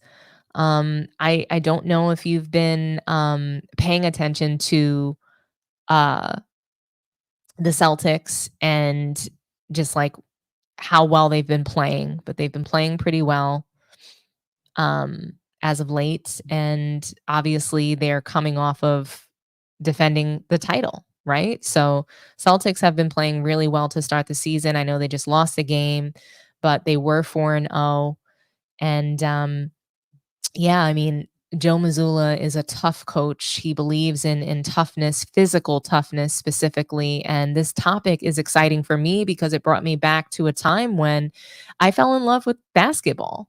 It brings me back to 80s, 90s, and early 2000s basketball where the sport was so competitive. Guys, like, sport was so competitive during that time. Players had a fire like nothing I've seen in today's league. Back then, they made up stories to motivate themselves. And like I said, Joe Mazzulla, coach of championship team Boston Celtics from last season, he's looking to repeat this year. He had something to say about the league's lack of physicality and what he thinks they can do to improve. So we'll listen to his interview and then we'll react. All right. We've been kicking around some proposed rule changes in the league. What if? I love this. What do you got? You have some proposals? Come on. Yeah, like basketball is one of the only sports that doesn't have a power play. And I think soccer just put in the blue card where a guy has to go off and it's 10-on-9. And so, like, we should have a power play where, like, because let's say you get a technical or let's say you get a take foul, you get the one shot, but you're not really rewarded for that because if you miss it, you don't get the reward for the take foul. You know what I mean? So there should be like a power play where on a take foul, on a technical, you have to play 5-on-4 for 5 seconds or 3 passes. Or charge. Or what about for an entire possession? What if for the entire possession it's 5-on-4? Yeah. I mean, that might be a little extreme, but I think we should institute power plays where instead of taking the ball out on the side, you commit a foul, the guy goes to the other side of half court, and he can't leave the half court circle until like 3 seconds. Oh, I love this. The biggest thing that we rob people of from an entertainment standpoint is you can't fight anymore. We should just bring back like fighting. I mean, I'm not against that. I'm not against those days in the NBA. What's more, I mean, you want to talk about robbing the league of entertainment. What's more entertaining than a little scuffle? I agree. Well, there's no fear of. I mean, of guys. You get to go to a baseball game, and how come in baseball they're allowed to throw the benches? How come in hockey they're allowed to? I don't understand. Like hockey, don't tell me actually let them go for a while. How about just hard fouls in the sport? I mean, even if it doesn't rise to the level of fighting, there's no. You don't have the hard fouls anymore. You don't have the fear of going inside. You don't have the fear of some of the other of the opponents. Yeah. And every time someone gets clubbed, you don't have to go to the monitor to see if like a misdemeanor's been committed. Oh, I love it, Joe. That's be great. Yeah, I mean, by the time we're done with this conversation, we're going to have Brazilian Jiu-Jitsu right on Lucky the Leprechaun. I just don't get why some sports are allowed to clear the benches. They have bats and weapons. We don't. We just have a ball. It's fair. It's fair. Yeah. Joe. Yeah, I mean, the other sport has like one of the hardest surface playing instruments and a puck and sticks, and yet we're not allowed to, like, you know, throw down a little bit. Look, I don't know if I want to see fights, I'll be honest, but I like the idea of a power play. It sounds good, but Grape Tea News pretty much said it best. Power play in the NBA is insane. They already don't play defense, so there's no need for a power play. You pretty much took the words out of my mouth. I do think that it's cool. It's kind of cool to play 5-on-4 for 5 seconds. I thought his ideas were cool. I think fighting in the league and scuffles can turn super dirty. And I'd hate to see some of the best players injured because they were fighting. But, you know, towards the end of the interview, you know, they brought it up. They were just like, I'm okay with hard fouls and having the fear of going inside. Joe Mazzulla is funny. He wants toughness back in the league. I mean, it says it all to me as to why the Celtics started off the season so well, 4-0, and why they are the defending champs. They're looking to repeat this season, and things like this, it shows me that they're driving a culture of physical toughness and mental toughness. They have a good coach, and he's going to push them to do what it takes. I mean, as you can see in my little pictures above the lineup, does anybody remember Malice in the Palace? That was crazy. I don't really want to see that. I don't want that to happen. I think that was a moment in time, and I don't know. I think it was sort of exhilarating, but I don't really want to see violence. Basketball is not football. I think, you know, when you have a moment where, you know, you cut it up real quick. Remember when Kobe got punched in the throat by Chris Childs, and, you know, just moments like that, I think are different, right? I'm not sure that I want to see the NBA carve out special time for fighting. Like what I imagine is hockey. You know, I don't like that. And, you know, watching hockey, I think it's great in that sport. That's what I've been so used to, but I would just like to see some plain old defense. Like, get out there, defend, bring the hand check back. Forget power play. Let's bring the hand check back. Let's hold players today accountable to some of the same physicality that used to exist. But yeah, me personally, I don't know that I want to see fights. You know, what do you guys think? Should the NBA bring back physical defense to the league? I'll read some comments on this, and I'll take one phone call on this topic before we wrap up.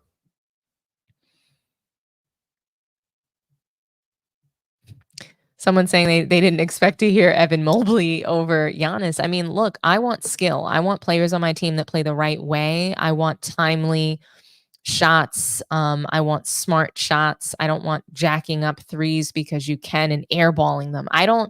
For me, there was a time when I played basketball, if I shot an air ball, I was pulled out of the game and I'm sitting on the bench.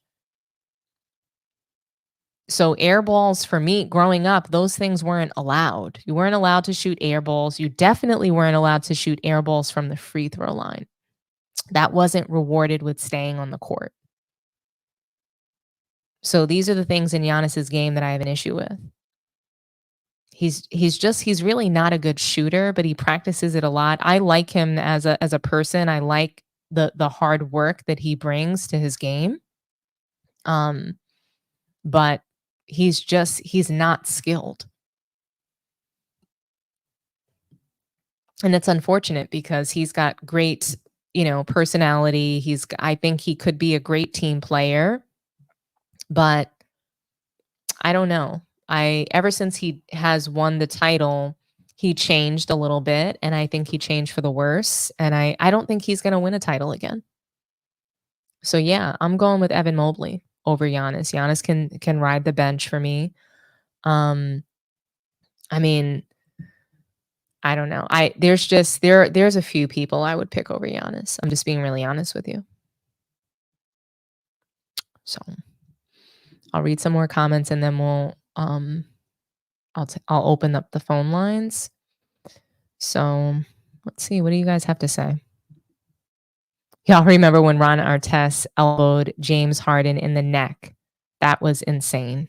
Yes, I do. First of all, he didn't elbow in the neck. You know what he did? He clotheslined him.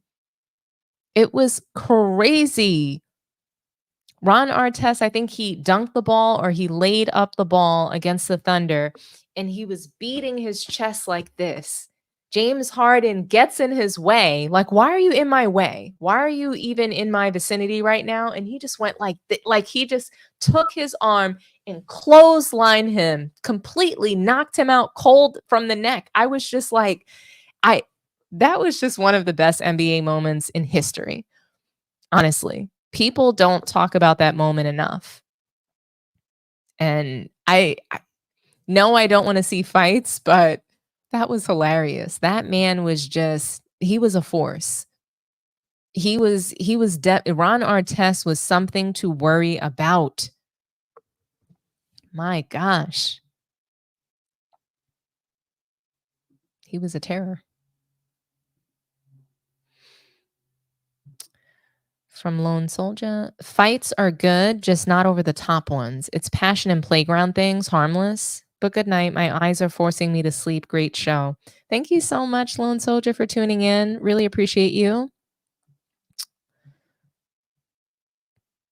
Okay.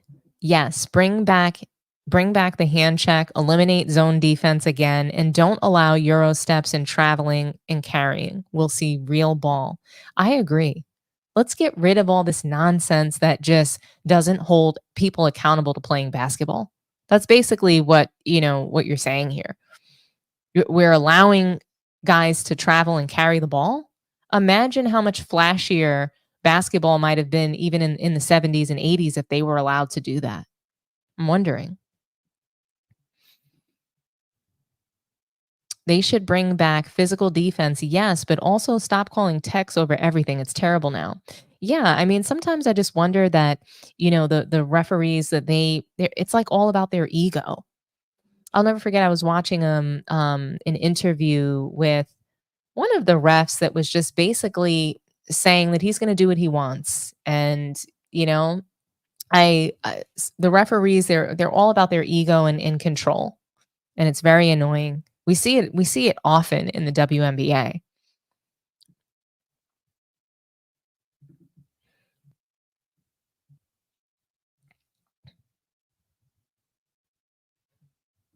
Well, it looks like we do have a caller. Caller from Ohio, talk to me nice. Hey, what up? Hi. This is Isaiah. Who is Yeah. this? Is this Isaiah? Yeah. Nice to hear from you, Isaiah. Talk to me nice. Do you think that the NBA should bring physical defense back to the league? Oh yeah. Yeah, that's why I was calling. I was just listening to the show. Yeah. Oh yeah, that's why I wanted to say that. Yeah, they need to bring physical back to the league. That's why I think Giannis is the best. Because he's the only one that really out there playing hard. And hold on, let me put this on there. Hello? I'm here. I can hear you. Oh, okay. So yeah, that's what I wanted to say too. And guess what? I agree with you. Giannis is extremely hardworking. I love the work that he puts in on both ends of the floor. And what I love about Giannis, and I think what makes him a good player in the NBA, is he's not afraid to fail. He's not embarrassed by air balls. He's not embarrassed by shooting bricks. So that's actually what I love about Giannis. But it doesn't, I can't stop telling the truth that the skill is just not there. Okay, this is what I wanted to say too. Mm-hmm. Now, if they go to prison, not to say they criminals or not, but if they go to prison with people who out there fighting for their life and try to play basketball, no one goes to that league. That's what I'm trying to say. I think the G League might be that prison league. I've heard a lot of stories about that league, man. Again, the two is that they soft. I mean, like, they don't put their life on the line. Like, put me in the NBA right now. I'm 39 years old. I'll be like, what? That's going to put me in the NFL. You know what? I'd be in the NFL. I would never get out of the game. It'd be the greatest game there all day long. I ain't getting off the field. Let's play to the four. I play 4 quarters, and that's the problem with these brothers. Not to disrespect anybody. I ain't trying to do it like that. But look, I'm gonna let you go because I ain't got my phone. My phone is also using my mother's phone. Trying to be quiet. So let me hang up. Well, I appreciate I you. love I your know show. how hard it is, trying to be quiet while there could be people sleeping in the house. No, So no, thanks I'm so in the much rush. for giving. I was in the rush to call in. That's all. And I'm excited I get the call. That was it. Thank you so much. Everybody, I really appreciate support the show, you. love the show. Thank you. All righty. Have a good one, okay? You too. Bye-bye. Funky Town, talk to me nice, buddy. I missed you. How's it going? Hey, I'm doing better. You doing okay? I'm doing great. Outstanding. You sound so Yeah. much better. You sound like you got rid of that cold. Well, it's almost gone. This is about a 10-dayer, this thing going on.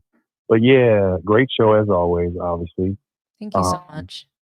Yeah, and I like Great T really, she actually said it awesome. And the thing is, you got to I wouldn't bring back the hand check. I bring back the arm check. Instead of being able to push them with your hands, you had to use your arm. But whichever, they need to get rid of the 3-second defense, defensive 3 seconds. They need to get rid of zone defense and a whole bunch of European players. But unfortunately, we're all doing this wish list stuff. And, this stuff Manzola was talking about was basically a gimmick because, things are different. From when I was growing up, I remember when Kurt Rambis got goat roped by Kevin McHale in the finals. He got yanked down from midair and pulled backwards and fell directly on his back. Wow. And you know what it was? It was 2 shots for having the layup taken away from you. There is a different time period. It's a different it's a different society. I've listened to a lot of people from this society and like watching some of the things they talk about. This one guy had the stuff on about top 10 hardest fouls or whatever. And I'm like, dude, I'm looking at this stuff like you're kidding me. If you haven't watched what Robert Parrish did to Bill Laimbeer, where he just straight up punched him, like it was in the play, but he basically came down with a tomahawk over his face. It's different. And I don't think people quite understand there were prices that got dealt with. If you did something on the court, you could pretty much, if you made a dirty play back in the day, you pretty much knew there was somebody whose job it was on the other team to lay you on your ass. Charles Oakley got into the NBA. That was his job. He was an enforcer. He was there to protect Michael Jordan. And then he went off to the Knicks and everything like that. And you can still hear people talk about what he was, even as a assistant coach, he was telling people not to put towels over their head. And if they did it, he jacked them up in the locker room. They weren't that generation. They weren't used to it. The consequences. You get where I'm coming from? Yeah. So people thinking that it's a silver bullet. There's no silver bullet for it. We're in a different time period. Things are a lot softer. People don't really understand struggle. Like they really don't understand like stuff that we wouldn't even call it struggle. We would just call it life back when we were growing up. And like now, just today was Halloween. She had all the kids coming around, right? Mm-hmm. I just popped in my head. Kids coming around for candy. That was just when I was coming up with kids. And if you had a small, like I had a younger brother, 9 years younger, guess what? I'm walking around with him, not my parents. But now it's parents. And I'm not saying it's all bad. I'm just saying it's different.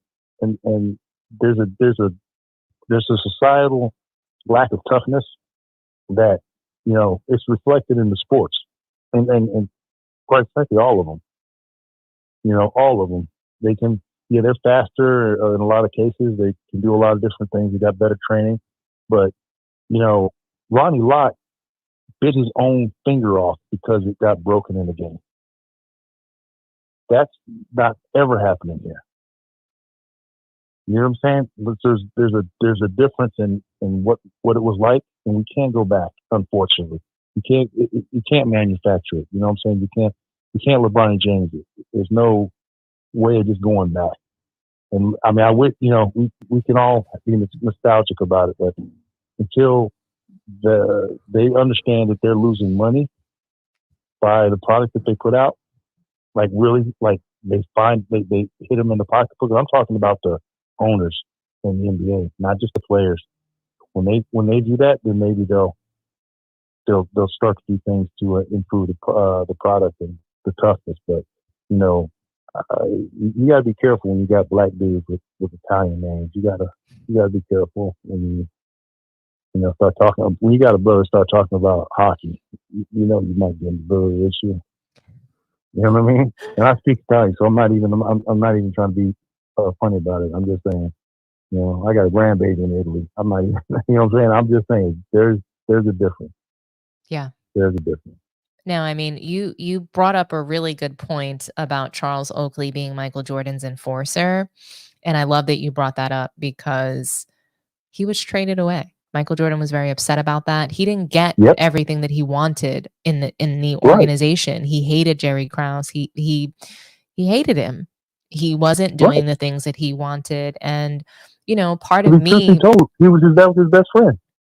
Oakley, as a matter of fact, kind of still is his best friend. Oakley is, absolutely. If you listen to him, Oakley will tell you the truth. Like, you want to really know what's going on? Ask Charles Oakley. Yeah, no, absolutely. But the point that I want to make about what you said that I think is really critical here is that he was traded away. Michael Jordan was upset. He didn't get to play GM of the Bulls. And then on top of that, Charles Oakley left and Michael Jordan, he found a way to win. Well, not only he found a way, I mean, the truth of the matter is, you're absolutely correct. Jordan didn't play GM, and Jordan didn't need to play GM. All Jordan needed was a serviceable all-star alongside him. One. He needed one serviceable all-star alongside him. And that was, because really, Oakley, what they got for Oakley, that built a lot of the other pieces that came around that they were able to mold. Oakley was limited. That was the thing with Oakley. He was actually undersized. He was tough. There's absolutely no doubt about it. But he was undersized. He didn't really bring a lot of points. And Jordan didn't have a lot of other, help out there when it came to. Well, if you stopped him, you were literally looking at Charles Oakley as the next man up offensively, and that wasn't his forte. Back he didn't develop that outside three until he went to the Knicks. He was a great, enforcer, defensive guy. That was his thing. The problem was that, I mean, I shouldn't say problem, as you stated, Jordan needed one person to step up. That perfect person happened to be Scottie Pippen, who was a Swiss Army knife. And I'm a huge Pippen fan, because that dude, when he got out on the perimeter, you were in trouble. If it was deep, you were in trouble. Whoever they put him on, they're in trouble. You can't outrun him. You can't outjump him. You can't get around him. He's fast. He can ball. He can handle the ball. All that stuff. Once he got tough enough and he was able to get it rolling, that's all Jordan ever needed. Yeah, he made himself tougher. He didn't talk about he didn't keep coming out and saying I need. We don't have enough of this. We don't have enough of that. So he has a breakfast club. We're just in different times where players feel entitled. They not only feel entitled to the millions of dollars that they're making, but they feel entitled to be able to orchestrate and manufacture teams in the way that might not even be best for the actual team and ball club and something that puts you in position to win titles. They just want to manufacture and orchestrate to their liking, to whatever it is that they think is going to make them he had the comfortable. Breakfast Club. He brought those people. A lot of people don't know that he had people show up at his house. Wow. To play, to train. Yeah. With Grover. He wanted That was people at to Jordan's get tougher. house. He wanted people to get stronger. He wanted the Bulls team to, to get over the hump of the Pistons. And, it's doing what it takes to win. And it's a mental toughness. I think it's a mental workout to be able to, will yourself to certain situations. Right. So, right. And if you get a chance,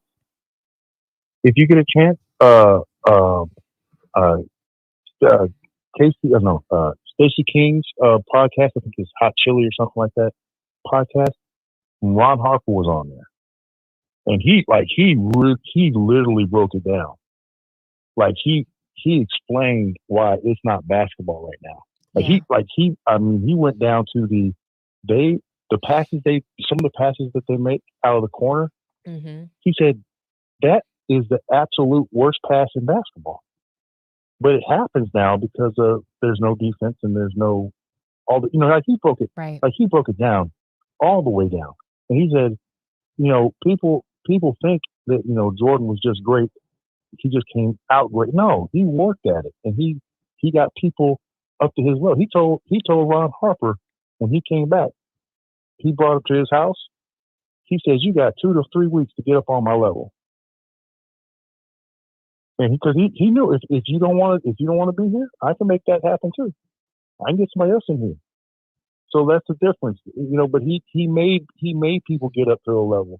He put the onus on them also, So, but again, you're having an awesome show, and you're doing great as always, and very proud of you. Keep it up, and like I said, your insight. Your experience that you bring is an awesome thing, and you keep on trusting, you keep on doing that, okay? Thank you so much, Funky Town. It's always a pleasure to hear from you. There is no real better way for me to end the show than with a call like this. So thank you so much for coming in and talking to me nice. All right, you have a good one, dear. You too. Have a good night. All Thanks right. so much. Good night. Bye-bye. Mhm. Okay, guys, I'll read some comments and then we'll close out, okay? People really aren't staying for the sideshow. That's why some of us are leaning into the W more and more. Yeah, I just hope that they are not about to change the WNBA for Caitlin Clark in order to help her shine and help her get to the finals and win titles. I hope that they are able to keep what makes their league so special, and that's them playing on both sides of the floor and really being just staunch competitors. I love it. Kevin Dorsey, ugly ball, while effective as it might be, is still at the end of the day an ugly, unappealing brand of basketball. I'm not really sure what that means. I don't know if ugly ball is hyper defensive or if it's no defense, because for me, basketball today looks ugly. With the three-point shooting stretching the floor so wide, it would be impossible to play physical defense like in the past, but the league has allowed a little more physicality lately, calling less fouls. So I think that with more physicality, we won't see as many threes, especially if they were to bring the arm, being able to hand check with your arm or your hand. You're able to guide players in a certain direction. They're not going to be able to pull up from the logo or half court and hit a three on you, because your body is on them. You're leaning on them. It's no way.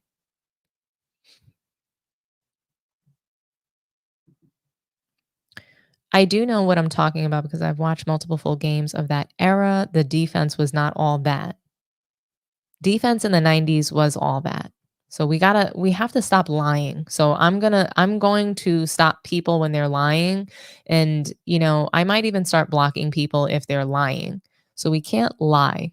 That's one thing. It's not a debate that defense was better in the 90s. Not only was it more physical, but defense, how I view defense is that defense also creates offense. And so even Dennis Rodman, he could defend and he could score the ball. So if you watched him play on the Pistons, he was a great player. He worked his way into the starting lineup just from pure hustle and defense. He was diving. He looked like a planked diving board going after loose balls to extend a possession. So I can't really hear that 90s defense wasn't good. That doesn't even make sense. There is no defense today. So if there's no defense today, but there was defense in the 90s, that doesn't add up. The math doesn't math.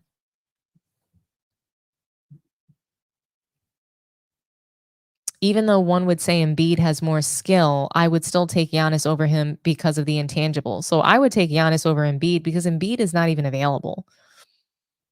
And he's never in shape. So I don't want Embiid. He doesn't have the athleticism that Giannis has. He doesn't have the ability to play a full season. He doesn't have the ability to make it through the postseason.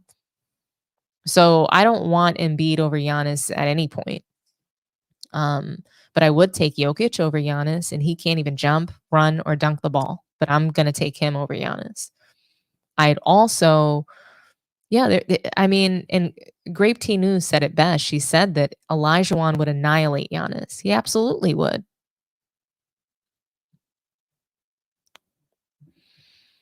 Oh, yeah. Olajuwon would run laps around Giannis. That's not really debatable to me. There were enforcers back in the 80s in the NBA. Absolutely. I would love to see more of the post game would be presented by the centers today like it was back in the day. Oh my gosh. Don't even get me started. So I do have like a segment produced on top 5 centers and what I would like to see surrounding that position. So more to come on that. I'm just trying to figure out when is the best time to present that. But yeah, great comment. And it looks like we have a super chat. Please tell me I can start blocking these people for delusional, blatant lies that they hear on the internet. Oh, T-Bert, I do want everybody's voice to be heard. So let's, I don't want to block people just yet. I want to first give a warning that we cannot lie. We cannot spread misinformation on this channel. So if you call in and you start lying to me, I will mute your voice and, we'll have to reset. So let's not lie, guys. I get it. We all want our voices to be heard. We all have our opinions, and I'm okay with us having opinions and disagreeing, but we can't just make things up. So Oakley is dope.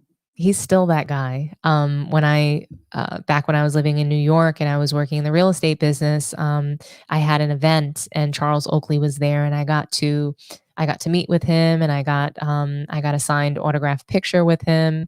He's awesome. He's really just like how you see him is really how he is. I enjoyed him. Some players have better skills, some better athletically. It's part of what I loved about the game, the complexity. Absolutely. I've literally watched Jordan get open dunks and shoot multiple uncontested mid-range shots. I was using the 1993 as an example because you got mad I only use ECF 1991 versus Pistons.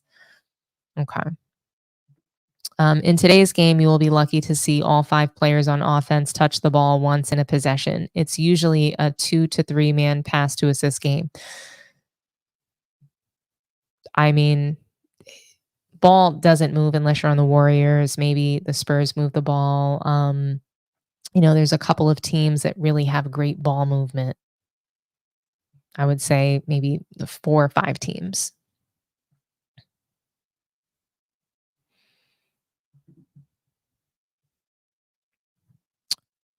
As I said before, MJ had Horace Grant before Rodman. He wasn't as good as Rodman on the boards, but he starred in his role and was an important piece to the team. Absolutely. I agree. Looks like we have another super chat from Jeffrey. Thank you so much, Jeffrey. Funky Town's my guy. What else do we have here? The Celtics are perfect. They allowed their core to develop. They weren't constantly trying to buy new pieces, and they are continuously successful. I agree. They make slight little tweaks, slight little adjustments. They are not only are they a good organization, they're just, they've got great players on that team. They're really, to me, they were able to move so quickly past the noise of Ime Udoka. They just quickly retooled their organization and, figured out how to get past all that scandal. And I'm really proud of the Celtics from top to bottom. Now we see what is it, Peyton Pritchard is doing. He spent years on the bench just kind of trying to work his way into playing time and getting some meaningful minutes on the floor. And I'll never forget when Marcus Smart, who I also call Marcus Dumb, he came out and he was just like, yeah, Peyton's going to have a hard time getting on the floor because there's just so many good players on this team. And he's now traded away. And Peyton's out there, dropping threes, knocking them down. And I'm proud of that team. So shout out to the Celtics. You're doing great. And we're waiting and we're at the edge of our seats to see if the Celtics are going to repeat, because I want to see back to back. I want to see it three-peat. I think the Celtics have what it takes to three-peat in this league. I'm not going to book it because teams are not repeating. There just hasn't been a repeat in several years. So, that's what I would love to see. So, thank you so much, T-Bert. You're the best. If you guys, if you can please like the video, subscribe to the channel if you haven't done so already. I'm really grateful to hang out with you guys tonight. And, we'll close out. We'll close out the show. I really, like I said, I appreciate all of you. Looks like we have another super chat. Oh no, that's Jeffrey's again. Super sticker. I appreciate you. Read one more comment. Who cares about top 75? Okay. Celtics also have the highest payroll in the game and paid everyone despite the second apron because the team is being sold, unlike Denver, who couldn't afford to keep everyone. They are a super team. Okay. That is true. They do also have the highest payroll. They are looking to sell their team, but I think, when I do anything, if I go into something and I'm a part of it, whether I'm leading or I'm just a part of a team or organization, I think the goal is to leave something better than you left it. And I believe Christy Sides, that's what she said on her way out of the Indiana Fever. She said to leave it better than you got it. Right. So, you want to leave in a way where, the condition you were given a team is much better than the way you receive. That you're giving up a team in better condition than the way you received it. So that means accomplishing things, right? So they're a title winning team. They have excellent personnel on that team, from the organization down to the players. So they're running a really great organization. And the key is to really leave something better than you received it. So, this is a great comment. Free Bronny. I love it.